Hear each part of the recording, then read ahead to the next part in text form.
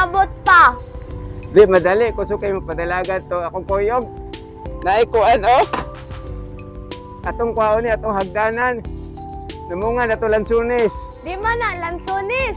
Ha? Di na, lansones. Kung saan mo tayo ni, Manggustin? Longgan. Ha? Longgan. Lunggan? Ah, bahala naglunggan. Lansunis ni, atong kwaon.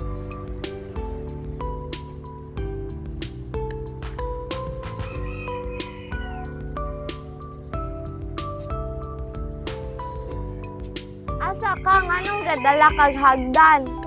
Wa pa gani ko gadalag hagdan, magkuha pa kay kong hagdan. Kakalamang ka. Gadala man ka. Kuha una ko tong lansunis. Nyawa ma kay gunting. Tara, Asa mo oh, to? gunting. Ay, pag gamay, og diyas lamisa, sabi nito gibatog. Kana na lang. Di ay. Guba na bagod ni. Dili na mo ba? Hi guys, today we are getting Na, lansunis, oh. lansones. Ha? Lansones. Ano, lansunis. Tani ba? Tanawa ra gani nga bonsai. Oh, Kira ka? oh, Oh, tsada. kani ako i-vlog ron. Ah. Ako nang videohan. Ako na po ng alutan para makita sa vlog. Kay lami, kailang taon maupaw. Tara. Wow. Kani siya, kung dili na to ni kuha ning lansunisan eh. May tabuan eh. Di mo guna lansones, natakda na lang po kunin mo. Longgan na. Longgan. It is like Dili man gud mabuhi ng lunggan diri Pilipinas. Lansunis ra man gud na mabuhi. longgan lagi na. It is similar taste to lychee. Ako ni pulon kay kung di na ako ni kuhaon, maunan ko skulak nitrong gabi eh. May gani, nakayangod ko dire. Wala pa na. Paputlan lang po ng pinakataas. Gani. Ah. Ikaw, Kaptan Tikaw. So, naadaghang bunga among lansunis Longgan. na may mga paniud to ani before mo-continue ko sa akong bonsai making. So, pista ron sa Kamanhak. O may pista ngayon doon sa Kamanhak. Tapos hinatid ko yung asawa ko doon. Kasi madami naman tao.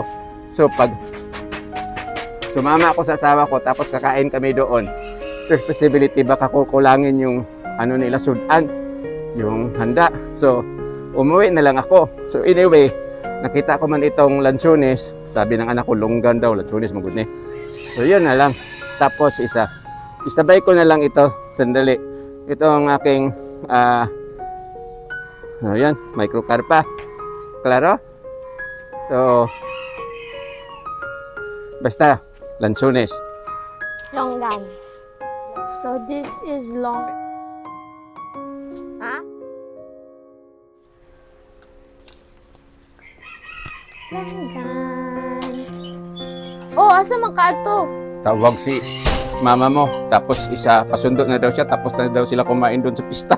Ang bilis ah. So, na lang. Walang 30 minutes. Maglagay ako ng camera sa dibdib ko para makita naman yung yung biyahe ko papunta doon sa pista ng Kamanhak. So ikaw na lang niya ikuan aning sa lunggan. Okay, arrange.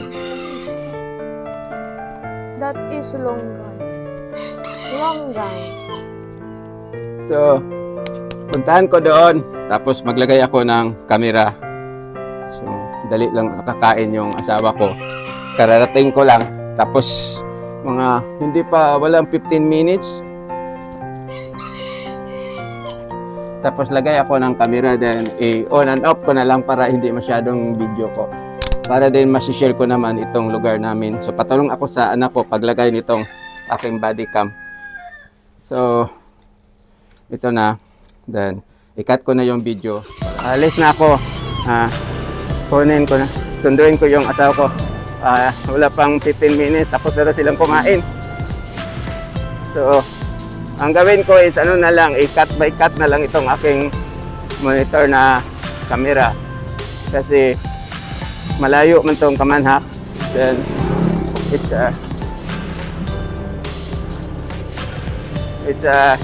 mahaba yung yung camera. So just hope na maganda ang kuha kasi mababilis ako ng kaunti.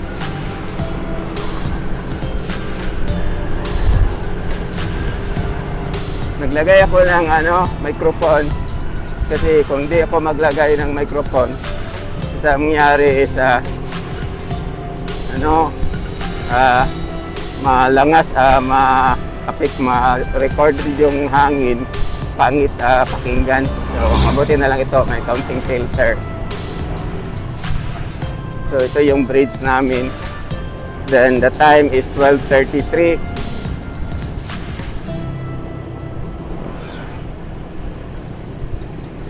So ganito yung style sa traffic namin dito. So okay.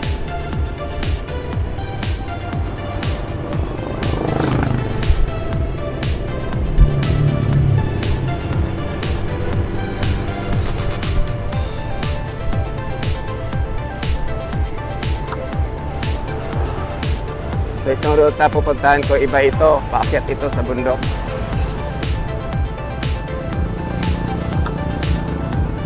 Mga diri sa among lugar, paunahan ito, sira-sira lang yung dalan dire. Yan, simintado ng gawas ng bato. So malaman na ito, hindi masyadong maganda yung kuha sa aking cellphone na linagay ko dito sa aking jeep.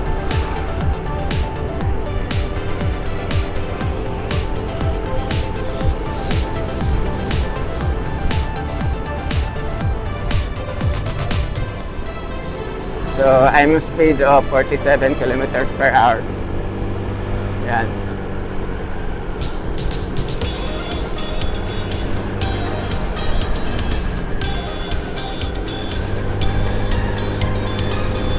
So dito makikita yung takbo ng Rusiflex.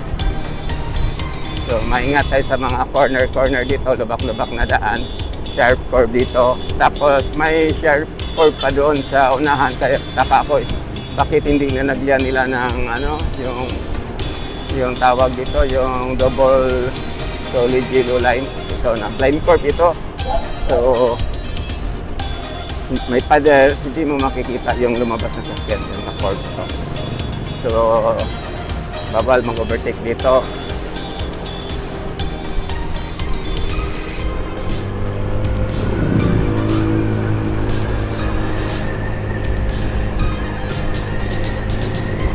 Ayan. Speed up of 60 kilometers per hour.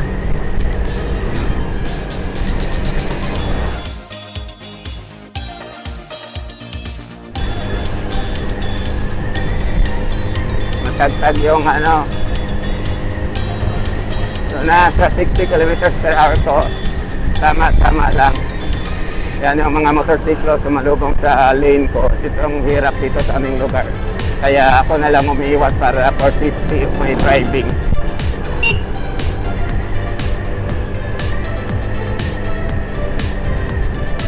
So itong road na dinadaanan ko, papunta itong Palintinon. Pero dahil doon ako sa walang tubig dadaan, diretso sa Kamanhak, dito ako may right turn, then straight, then angat naman ulit.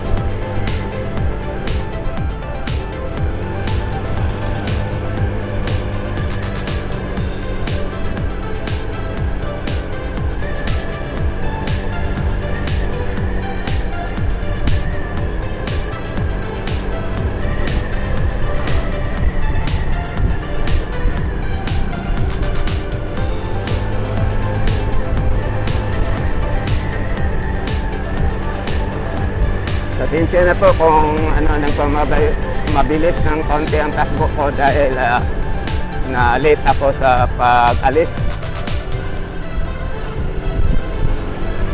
Kailangan ko na makarating sa destination ko within 10 minutes.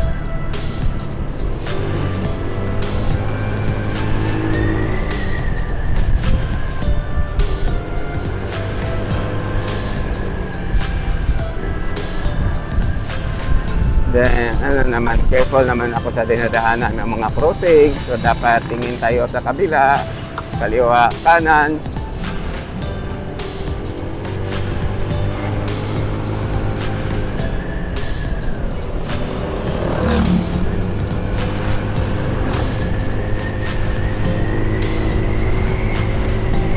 63 kilometers per hour, 65 kilometers per hour.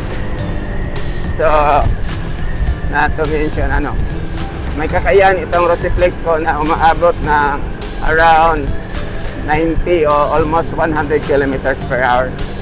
So, maganda naman din yung pag hindi masagit sa camera ko yung speed kasi alam natin na ang speed lang dito sa aming lugar is around 60 kilometers per hour lang. So, patakbo ka ng 100 dito, hindi maganda. So, itong crossing na ito is kailangan careful ka. Kasi yung iba, hindi tumingin sa gilid-gilid, diretso-diretso sila. Tatakbo. So, ito yung problema ko. Mahirap pag nakabuntot ka ng truck, hindi mo makita kung mag-overtake ka kung clear ba yung road. Ang ganito kasi is ito. Mabuti na lang, nag-signal siya, so niliko siya.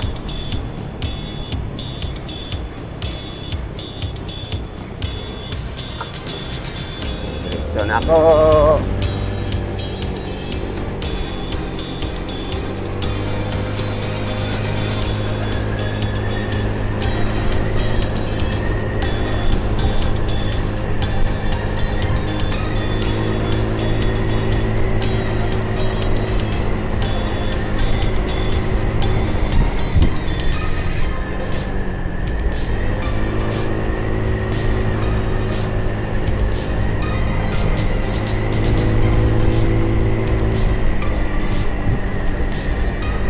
Buti nila, linagyan ko ng microphone kasi hindi ko ang ingay ng andar ng hindi na nag-Euro 4 itong Rosie. Maingay ng konti yung niya, tunog ng makina.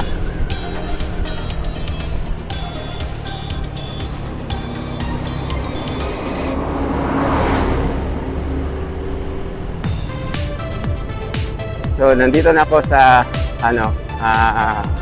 ito? Barrio pala itong Kamanak. Akala ko Kamanak City. So sana hindi ako maligaw dito kung saan ko sunduin yung asawa ko. I think ito na kanto. Yan, sasakyan sa likod. Okay. Sana hindi ako maligaw dito. So, kaya ilagay ko ito. Itong ipakita ko sa inyo. Yan, napakaganda yung resort dito, may mga Tapos, yung dadaanan ko is off-road. So, just hope na makita. Ito lang siminto dito ng kaunti. Tapos, ayan na, lubak-lubak na. So, not intended for the scooter. Kasi pag may tumitilapon na dito is bato, magasgas niya akong pintal. Wala na ko'y guwapong motor. Yun. So, napakamahal pa namin itong motorsiklo namin. So, kailangan namin alagaan. Ayan, nandito tayo, nasa may pista. Asa na daw na akong asawa ron. Yan. So, daming tao. So, ito yung sitwasyon sa pista ng Dumaguete. So, nananghid na. Paulit na siya.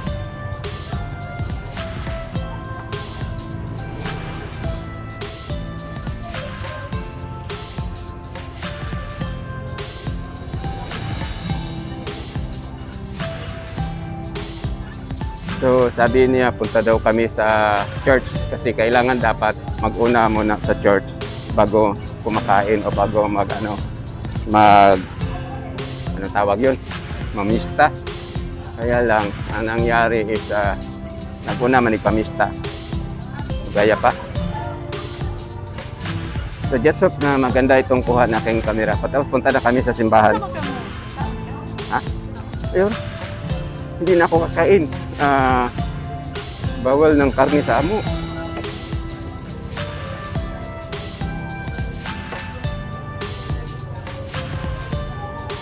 So, alis na kami. Happy Pista, Kamanhak. Yan ang dalan dire, lubak-lubak. So, Bonsai sana tatrabahuin ko. 5 minutes pa lang, tumawag na kaagad. Gawa na, lumping na kumotor. Umalikabok, natamaan ng bato. Kumariusip. Baso lagwala ra tay garas. Mabuti na lang kung wala sanang gasgas. Nagasgas to, kada kong di mahalas. Buhay ani. Diri kani, muni akong giingon ko kay ang research ko do, gatagilid naman akong kamera. Oh, resort para abangan. Uy, that is Nissan Patrol. May nakasalubong akong Nissan Patrol. Ang ganda. Sobrang haba. Ito pa naman ang pangarap ko. Oh, malupit. Magalas pala man na ilang Nissan. Mahal ba kayo na? So, dito old model Nissan Patrol. Pero, grabe kataas. Mayaman siguro mayari nito. Okay, dito namin sa simbahan. Pagdating sa simbahan, ikakat ko na itong video. Tapos hindi na ako mag-video pag uwi kasi nasakay na akong video. Tapos hindi ko pwedeng iwanan itong motorsiklo ko. So, ang gawin ko, yun na lang asaba ang magsindi ng kandila. Tapos sa labas na lang ako magdasal. Pwede naman. No need na pumasok ako sa loob.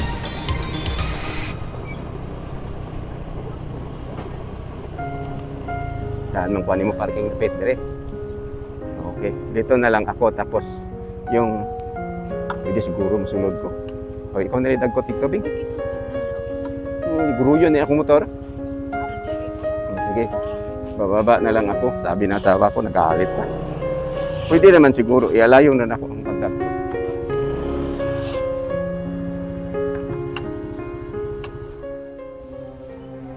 So, umangat na yung camera. So ito yung kung makikita sa camera ko.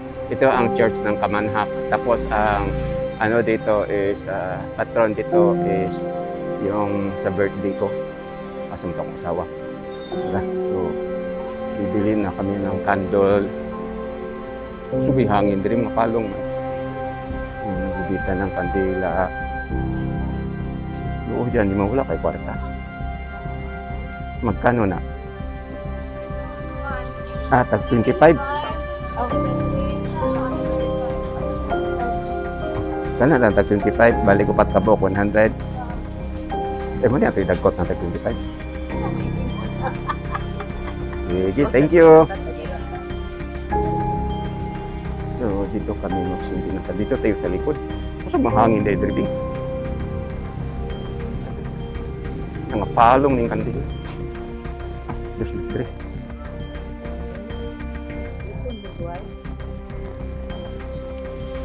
Ay, isande ga. Ayaw huwag ikuan.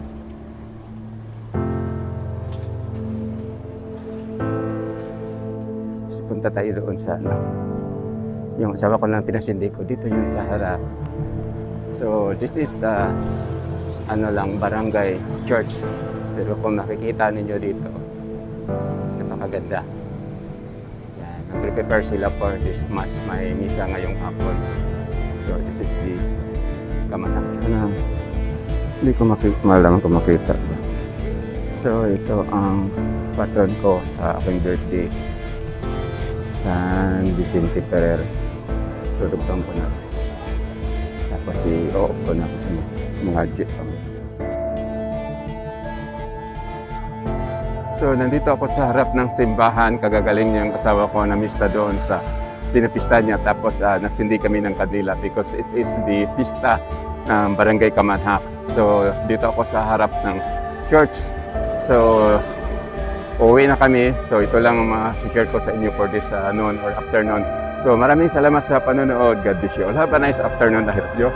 Bye-bye.